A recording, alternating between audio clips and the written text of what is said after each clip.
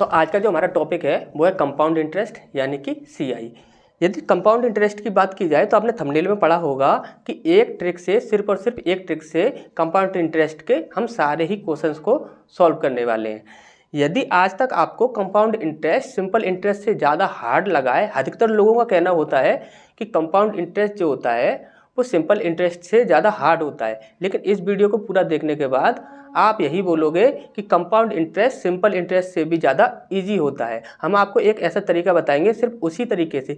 यदि आपके क्वेश्चन में कभी कभी क्या होता है कि ब्याज दर जो होती है और समय जो होता है वो आपका हार्ड दे दिया जाता है, तो उन क्वेश्चंस को सॉल्व करने के लिए यदि आप अदर ट्रिकें यूज करते हो तो वहाँ पर आपको काफ़ी प्रॉब्लम्स होती है। लेकिन हम जो आपको एक तरीका बताएंगे सिर्फ उस एक तरीके से आप उन सारे क्वेश्चंस को, यदि आपका इजी समय और दर दिया है तो भी आप कर सकते हो, यदि आपका हार्ड समय और दर दिया है तो भी आप उसी एक ट्रिक से उन सारे क्वेश्चंस को सॉल्व कर सकते हो। तो स्टार्ट करते हैं आज का हमारा टॉपिक, चक्रवृद्धि ब्याज यानी कि कंपाउंड इंटरेस्ट। इसमें मान लेते हैं कि सबसे पहले मूलधन दिया हुआ है आपका 1000 रुपये,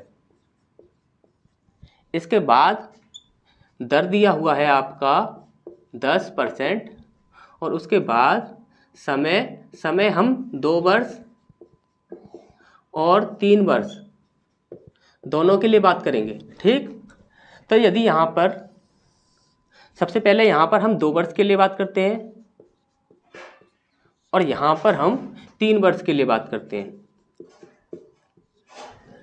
यहाँ पर हम फर्स्ट ट्रिक से सॉल्व कर रहे हैं इसे। हम आपको काफ़ी ट्रिकें बताएंगे, एक ही क्वेश्चन को करने के लिए काफ़ी सारी ट्रिकें होती हैं और वो सारी ही ट्रिकें हम आपको यहाँ पर बताते जाएंगे। तो यहाँ पर सबसे पहले जो हमारा दर है इसे हमें कन्वर्ट करना है मूलधन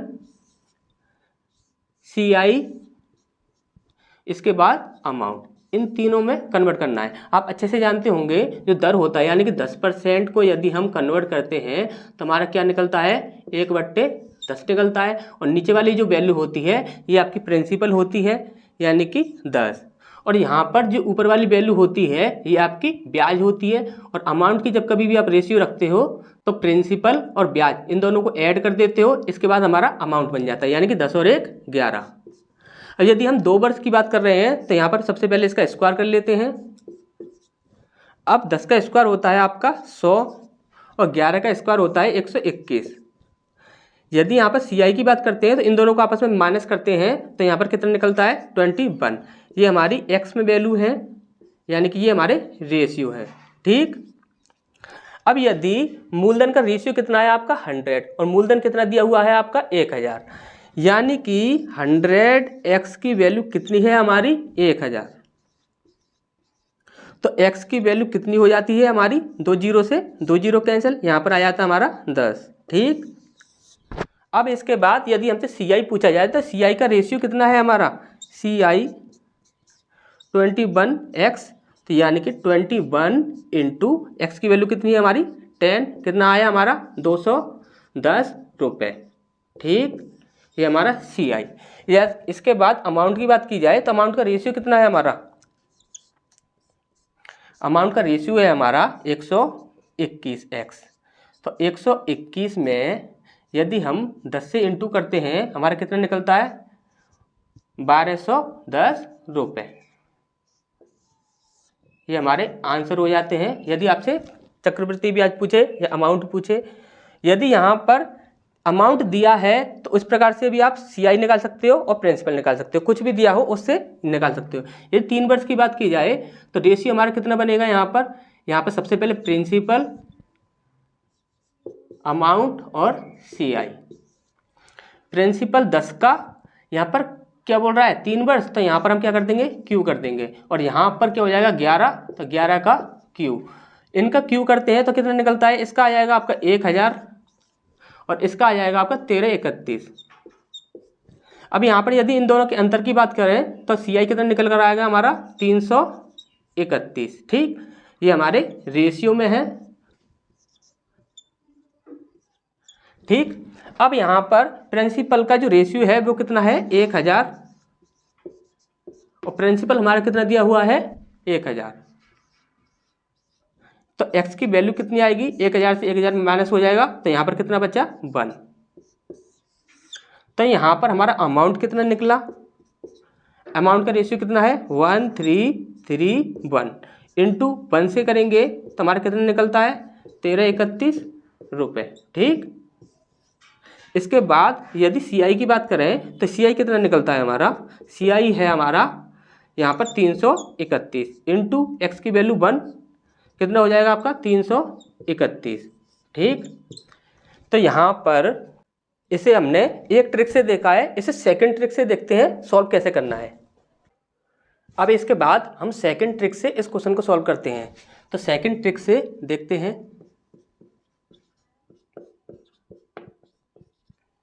देखिए सेकंड ट्रिक में आपको क्या करना है, यहाँ पर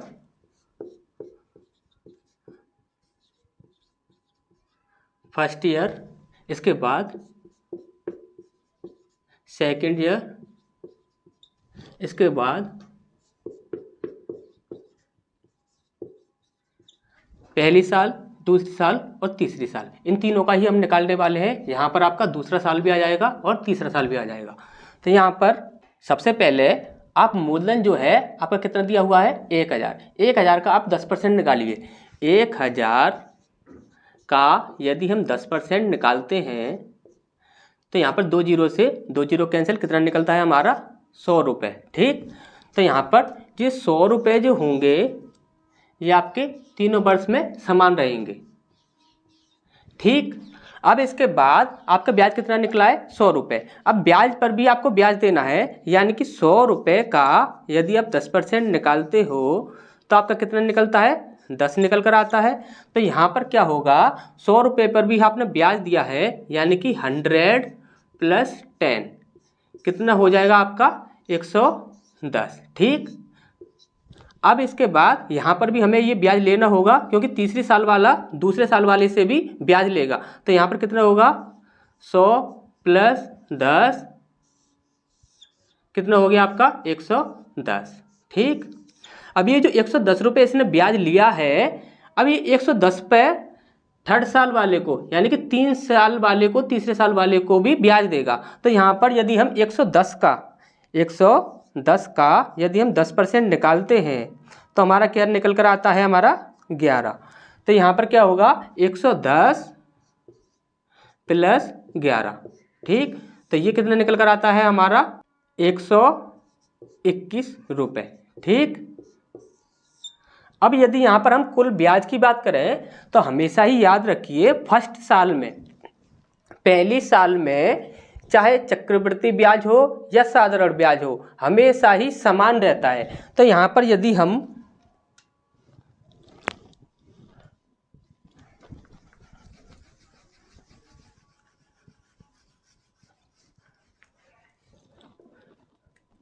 कुल ब्याज की बात करें, कुल ब्याज, तो कुल ब्याज कितना होगा, पहली साल में आपका हुआ 100 रुपये और दूसरी साल में आपका कितना हुआ 100, 110 ये हो गया आपका और 100 ये हो गया आपका, कितना हुआ आपका 210।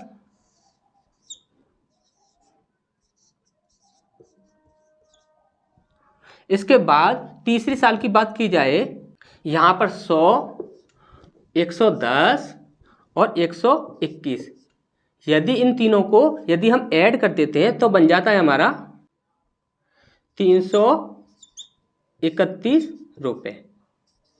ठीक, अब यदि यहाँ पर अमाउंट की बात की जाए कि अमाउंट कितना मिला, तो यहाँ पर ये जो आपका 210 रुपये है दूसरे साल का, यदि इस 210 रुपये को यदि हम प्रिंसिपल में ऐड कर देते हैं, यानी कि हमेशा ही पता है हमें जो अमाउंट बनता है वो क्या बनता है मूलधन प्लस चक्रवृद्धि ब्याज। तो यहाँ पर हमारा जो सेकंड साल का जो अमाउंट बनेगा तो वो आपका कितना बनेगा 1210 रुपये।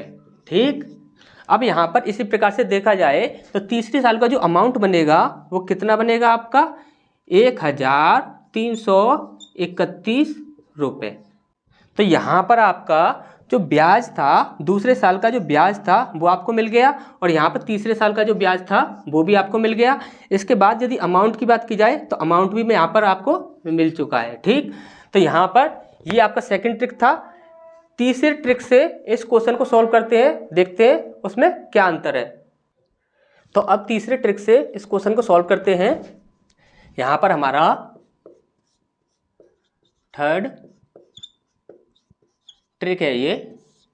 यहाँ पर हम 2 साल ले लेते हैं, 2 वर्ष, और यहाँ पर ले लेते हैं हम 3 वर्ष। यहाँ पर इसके लिए आपको एक फॉर्मूला याद करना होता है, जो होता है आपका x + y + x × y/100। ये फॉर्मूला आपको यहाँ पर याद करना होता है। यहाँ पर हमें क्या करना है, x और y ये हमारा दूसरी साल जो होगा इसके लिए अलग अलग नहीं होगा, एक ही दर होगा। तो यहाँ पर क्या करेंगे हम, 10 + 10 + 10 × 10/100। तो यहाँ पर कितना आता है, 10 और 10 20, और यहाँ पर इसे हम सॉल्व करते हैं तो कितना निकल कर आता है हमारा 1। तो कितना निकल कर आया हमारा 21%। इसी प्रकार से यदि 3 वर्ष का आपको देखना है तो 3 वर्ष के लिए आपको क्या करना होगा कि जो आपका प्रतिशत 2 वर्ष में निकला है उसको आपको y की जगह पर रखना है। कैसे, यहाँ पर 10 + 21 + 10 × 21/100। ठीक, अब यहाँ पर क्या होगा, 10 और 21 को यदि हम ऐड करते हैं तो कितना निकल कर आता है हमारा 31, प्लस यदि यहाँ पर हम इनको सॉल्व करते हैं तो कितना निकल कर आता है हमारा 2.1। अब इनको यदि हम ऐड करते हैं तो कितना निकलता है, 31 और 2 33.1%। ठीक, और ये जो रेशियो हमारे, ये जो हमारे प्रतिशत हमेशा निकलते हैं वो हमेशा ही क्या होते हैं, हमारे CI के प्रतिशत होते हैं। CI % हमारा कितना निकला है, हमारा 21%। ओके, इसके बाद यहाँ पर ये भी आपका क्या है, CI % है। ठीक, अब यहाँ पर हमें क्या करना है, देखिए यदि अमाउंट आप डायरेक्टली निकालना चाहते हो तो उसके लिए आपको क्या करना है, हमने आपको साधारण ब्याज तब पढ़ाया था, तब हमने आपको अच्छे से ये चीज़ बता दी थी कि अमाउंट क्या होता है। अमाउंट आप जब कभी भी बात करते हो तो वो होता है आपका प्रिंसिपल प्लस SI या CI, कुछ भी आप ले सकते हो, SI हो या CI हो। यदि इसी प्रकार से यदि अमाउंट % की बात की जाए तो वो क्या होगा, प्रिंसिपल % प्लस SI या CI %। ठीक, अभी यहाँ पर अमाउंट % की बात की जाए तो अमाउंट % हमारा कितना निकलेगा, हमेशा ही आपको पता होना चाहिए कि जो प्रिंसिपल होता है हमेशा ही अपने आप में 100% होता है। ये बात अपने माइंड में अच्छे से डाल लीजिए। और ये बात हमने आपको साधारण ब्याज तब पढ़ाया था, उसमें भी आपको अच्छे से क्लियर किया था कि प्रिंसिपल जो होता है हमेशा ही अपने आप में 100% होता है। तो प्रिंसिपल क्या हुआ आपका 100% प्लस, और यहाँ पर CI प्रतिशत कितना दिया हुआ है 33.1%। तो अमाउंट % यहाँ पर यदि हम बात करें अमाउंट % की तो वो हमारा कितना निकलता है 133.1%। ठीक, 133.1%। और यहाँ पर यदि हम सेकेंड साल के अमाउंट % की बात करें तो अमाउंट % कितना होगा, 100% आपका क्या होगा, मूलधन प्रतिशत होगा, और इसके बाद आपका प्लस कितना हो जाएगा, यहाँ पर कितना दिया हुआ है 21%। तो कितना हो गया आपका 121%। ठीक, ये आपका अमाउंट % है। अब यदि आपको मूलधन दिया हुआ है, चक्रवृद्धि ब्याज निकालना हो या अमाउंट निकालना हो, आप हमेशा ही एक बात याद रखिए, जो भी धन होगा उसमें आप जिस प्रतिशत से इंटू करोगे, यानी कि जिस प्रतिशत से आप इंटू करोगे वही वैल्यू आपकी निकल कर आती है। हमेशा इस बात को याद रखिए। परसेंटेज में एक ही चीज़ हमेशा ही याद रखिए, जो फर्स्ट वैल्यू जो होती है, फर्स्ट वैल्यू में आप जिस प्रतिशत से इंटू करते हो वही वैल्यू आपकी निकल कर आती है। जैसे कि यदि हमको यहाँ पर कंपाउंड इंटरेस्ट चाहिए तो यहाँ पर मूलधन हमारा कितना है 1000। इसमें हमें क्या करना है, कि 21% रखना होगा। 21% से हम क्या कर देते हैं, इंटू कर देते हैं। 2 जीरो से 2 जीरो, तो चक्रवृद्धि ब्याज कितना निकला हमारा, CI कितना निकला हमारा 21, और 10 से इंटू हो जाएगा, कितना हो जाएगा 210 रुपये। ठीक, यदि यहाँ पर अमाउंट की बात की जाए तो अमाउंट कितना बनेगा हमारा, देखिए हमने क्या बोला था, जो भी आपका प्रतिशत हो सिर्फ उससे इंटू कर दीजिए, वही वैल्यू आपकी निकल कर आएगी। यानी कि 1000 में आपको क्या करना है, 121% से इंटू करना है, तो कितना निकलता है, 2 जीरो से 2 जीरो, अमाउंट कितना निकला हमारा 121 और ये 0। ठीक, 1210 रुपये। ठीक, अब यहाँ पर यदि चक्रवृद्धि ब्याज यहाँ पर निकालें तो हमारा कितना निकलता है, देखिए प्रिंसिपल कितना है हमारा, CI निकालते हैं, तो प्रिंसिपल है हमारा 1000 इंटू ये कितना है आपका 33.1/100। ठीक, यहाँ पर पॉइंट हटाकर यहाँ पर एक जीरो बढ़ा देते हैं, 1000 से 1000 कैंसिल, तो यहाँ पर कितना निकला हमारा 331 रुपये। ठीक, अब इसके बाद यदि अमाउंट की बात की जाए तो अमाउंट कितना निकलेगा हमारा, अमाउंट है हमारा यहाँ पर देखिए प्रिंसिपल है हमारा 1000, इसके बाद इसमें इंटू करना है, अब यहाँ पर एक जो है ये पॉइंट है इसको हटा देते हैं, यहाँ पर एक जीरो बढ़ा देते हैं, 1000 से 1000 कैंसिल, और यहाँ पर हमारा क्या निकल कर आता है 1331 रुपये। तो ये चीज़ आपको अच्छे से समझ आ गई होगी। ये सेकंड ट्रिक, जो थर्ड ट्रिक थी ये भी आपको अच्छे से समझ आ गई होगी। अब हमें आगे देखना है, जब समय जो होता है आपका वो दिनों में या महीनों में दिया हो तब आपको किस प्रकार से इसे हैंडल करना है, उस चीज़ को देखते हैं। तो अब हमें देखना है, जब समय आपका जब दिनों में दिया हो या आपका महीनों में दिया हो तो उसको कैसे सॉल्व करना है, इसको समझते हैं। यहाँ पर यदि मूलधन आपका दिया हुआ है 5000 और यहाँ पर आपका दर दिया हुआ है आपका 20%, हम लेते हैं यहाँ पर जो समय जो दिया हुआ है यहाँ पर वो दिया हुआ है आपका 1 वर्ष और 73 दिन, और यहाँ पर जो समय दिया हुआ है वो दिया हुआ है आपका 1 वर्ष और 3 माह। यहाँ पर जो समय दिया हुआ है वो है आपका 1 वर्ष 73 दिन, और यहाँ पर समय दिया हुआ है 1 वर्ष और 3 माह। तब यहाँ पर किस प्रकार से सॉल्व करना है हमें, यहाँ पर देखिए 20% जो है, 20% को यदि हम कन्वर्ट करते हैं तो हमारा कितना निकलता है 1/5। तो यहाँ पर जो 5 होगा वो होगा आपका मूलधन, और जो यहाँ पर 5 में 1 जोड़ देंगे 6, ये क्या हो जाएगा आपका मिश्रधन। ठीक, अब यहाँ पर ध्यान से समझिए, जो फर्स्ट जो वर्ष था, पहला जो वर्ष था, वहाँ तक तो जो समय था वो समान ही था, वो सेम ही समय था, तो वो पूरा समय है तो हमने पूरा पूरा ले लिया। यदि यहाँ पर क्या है 73 दिन दिया हुआ है, तो 73 दिन जो है ये पूरा 1 साल तो नहीं है, तो यहाँ पर हमें क्या करना होगा 73 बट्टे पूरी साल में कितने दिन होते हैं 365 दिन, और 365 यहाँ पर क्या करना होगा 1/5 से हमें इसे इंटू करना होगा। तो यहाँ पर हमारा क्या निकल कर आता है, इससे कटा ये आपका 5 बार, और यहाँ पर हमारा क्या बना 1/25। तो यहाँ पर क्या होगा, यहाँ प्रिंसिपल होगा आपका 25, और यहाँ पर अमाउंट कितना हो जाएगा आपका 26। अब यहाँ पर हमारा प्रिंसिपल का रेशियो कितना बनेगा 25 पंजे 125। ठीक, इसके बाद यहाँ पर जो अमाउंट का रेशियो होगा वो कितना बनेगा आपका 6 × 36 की 6, हासिल लगी 3, और 6 दूनी 12 और 3 15।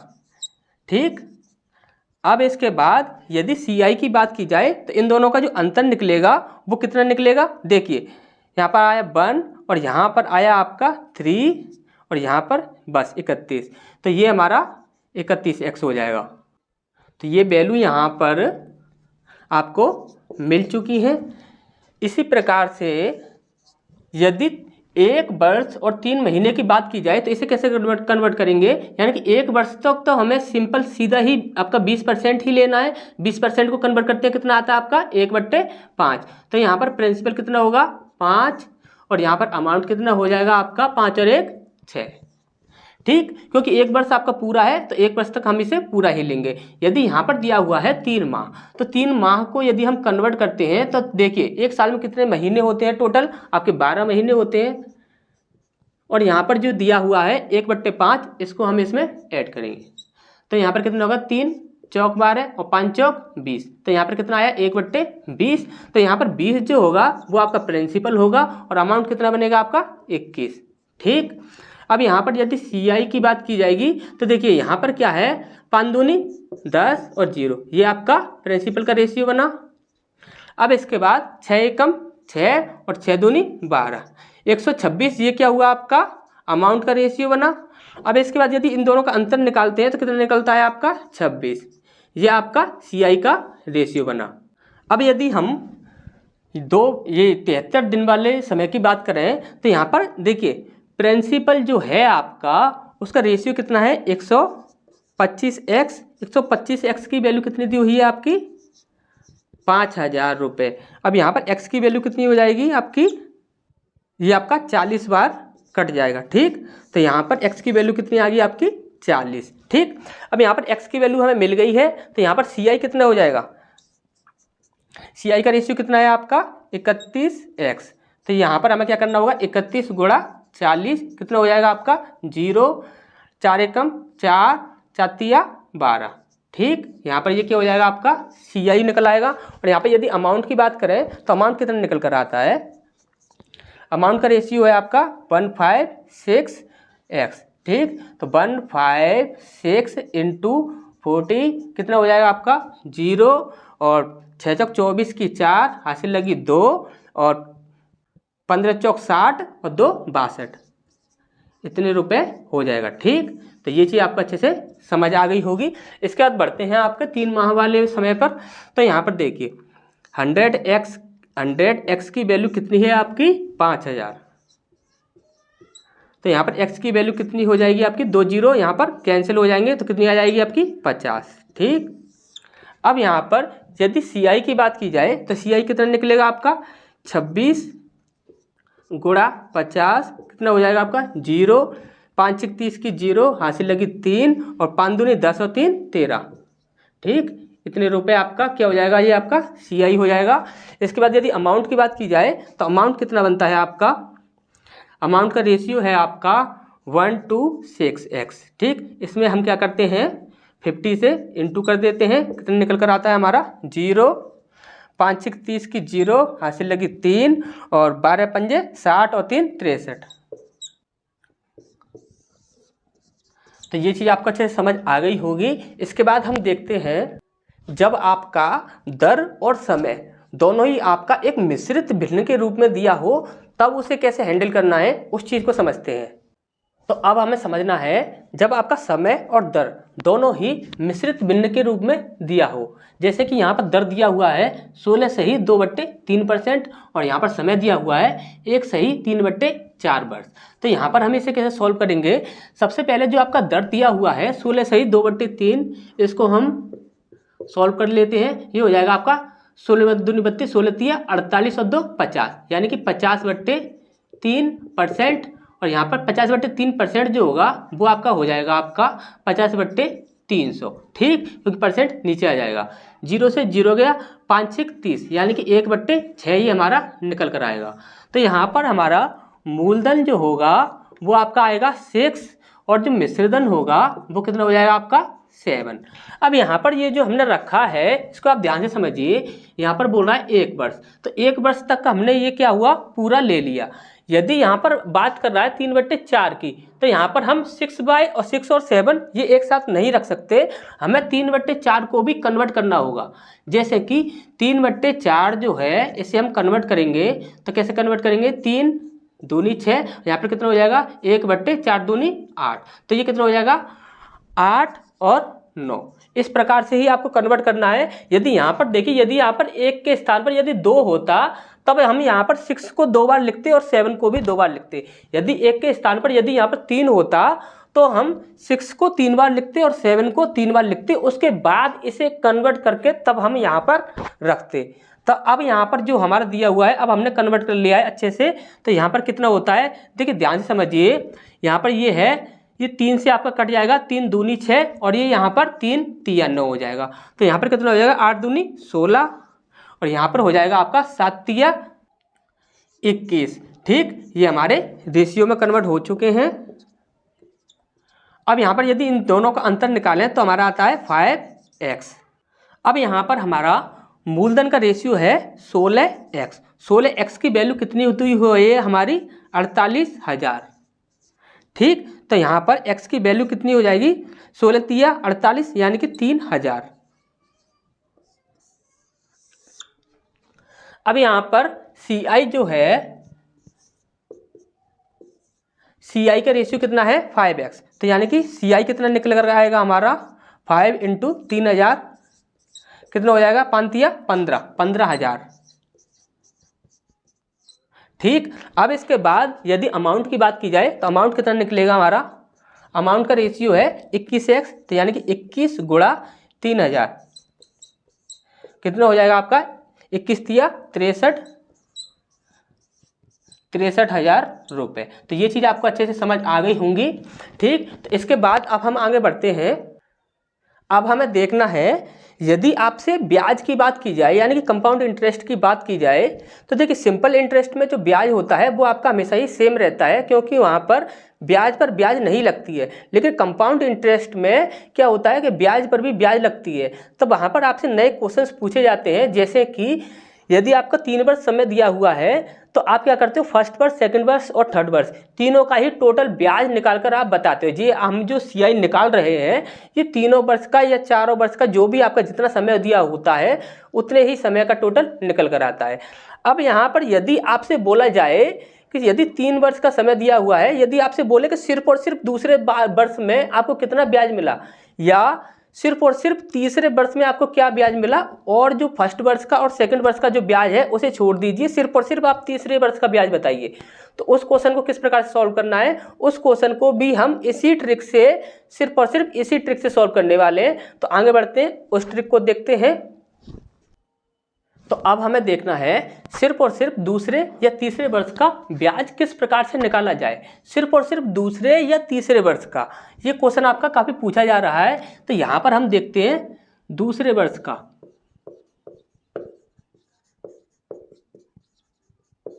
ठीक, यहां पर हम देखेंगे दूसरे वर्ष का और यहां पर हम देखेंगे तीसरे वर्ष का।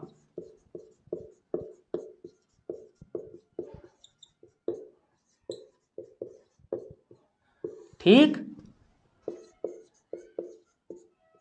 अब देखिए ध्यान से समझिए, ये जो आपका 20% है, इसे सबसे पहले आप कन्वर्ट कीजिए तो कितना हो जाएगा, 20 पंजे 100 यानी कि 1/5। ठीक, तो यहाँ पर प्रिंसिपल, ठीक, प्रिंसिपल कितना हो जाएगा आपका 5।